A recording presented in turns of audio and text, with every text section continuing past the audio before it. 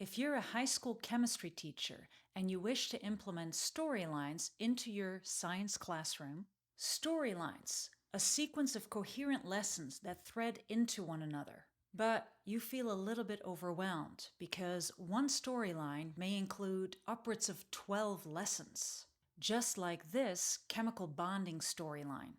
How can you manage this with roughly 14 or so chemistry units to cover in a given year?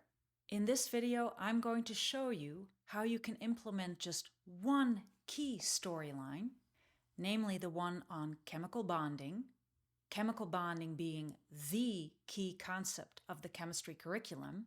In this video, I focus on the first lesson of this chemical bonding storyline, titled, "What Happens When These Substances Are Mixed Together?"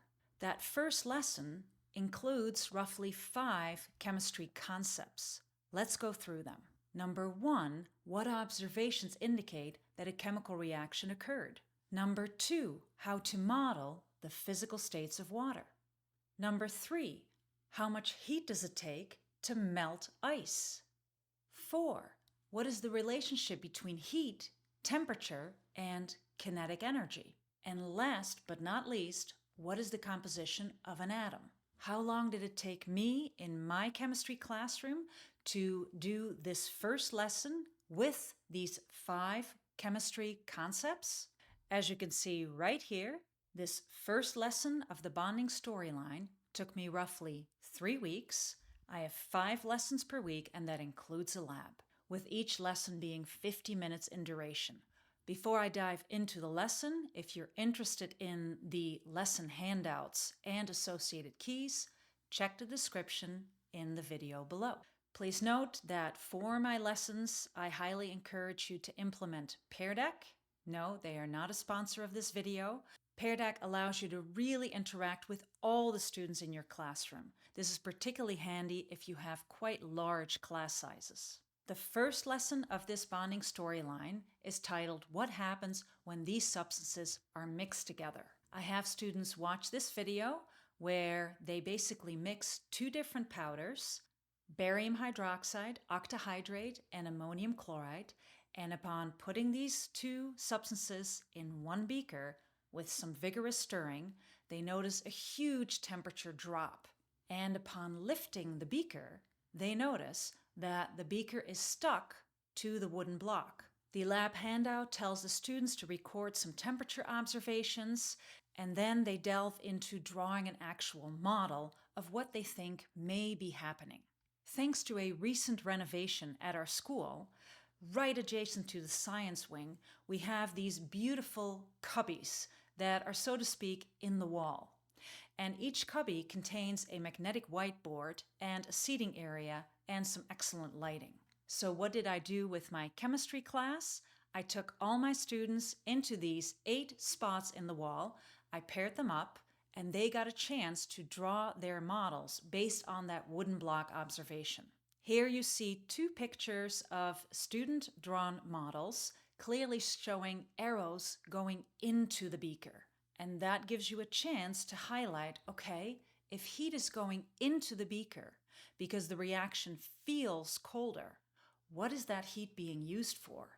Is that heat being used to increase the kinetic energy of the atoms in the chemicals? Or is that heat being used to break existing bonds?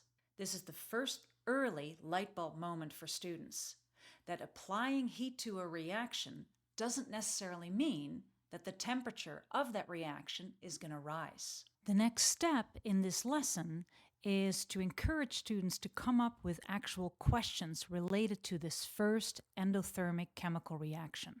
Here I'm showing you the first 3 questions that came to my students' minds.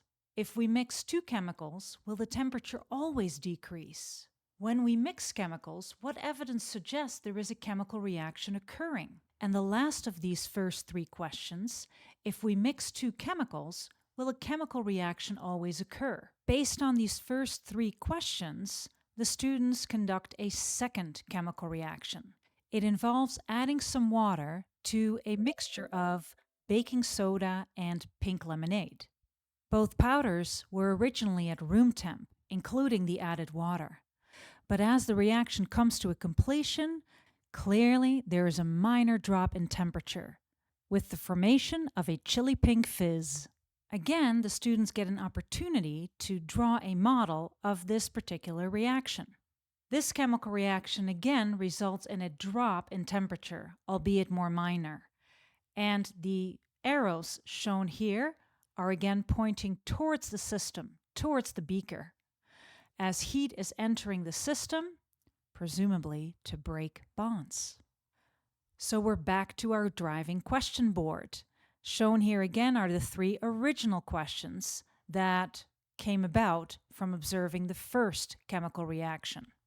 The second chemical reaction, resulting in the chili pink fizz, gives rise to the following 3 questions. If we mix one chemical with water, will the temperature also decrease? How will our model change if instead of the temp decreasing, the temperature increases? And last but not least, if we dissolve a substance in water, is this considered a physical or a chemical change? And that would lead us to lesson 2. Do only chemical reactions get colder? Stay tuned for that one. So what I just showed you is that first lesson of the chemical bonding storyline, which really relates to the following 5 chemistry concepts. And to really emphasize that you can thread this storyline to your existing chemistry curriculum with your classical 14-15 units, I'm showing you here their drawings of the actual chemical reaction, and next to it, drawings of an actual atom. By connecting the composition of atoms to the actual chemical reaction and the concept of heat, temperature, and kinetic energy, students may start to think about how atoms have kinetic energy and that heat, which travels from high temperature to low temperature, can actually affect the connection between molecules or atoms. And these wooden periodic table blocks that you see here further help them with their thinking. Thinking question for the students: which of the 3 subatomic particles is capable of moving? This bonding storyline is, of course, associated with the New York State Science Learning Standards as well as the Next Gen Science Standards.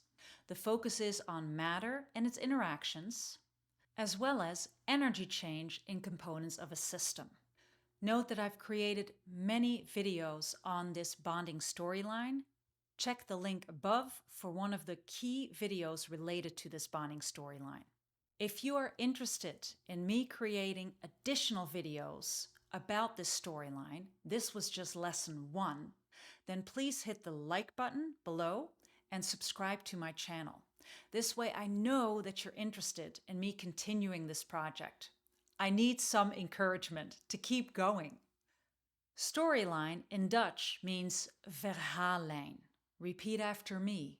Verhaal, story. Line, lijn, verhaallijn. It's like a red thread, een rode draad, that connects all the lessons to each other. Very powerful for your students. And if you're interested in other chemistry or science lessons that I've videoed about before, as well as their lesson handouts, again, the description in the video below gives you access to those resources. It will take you to my Astrid Helfand landing page, and in exchange for your email, I will share this Google Doc with you that contains it all, including their keys. Thank you very much for watching. Bedankt voor het kijken en tot ziens. See you in the next video.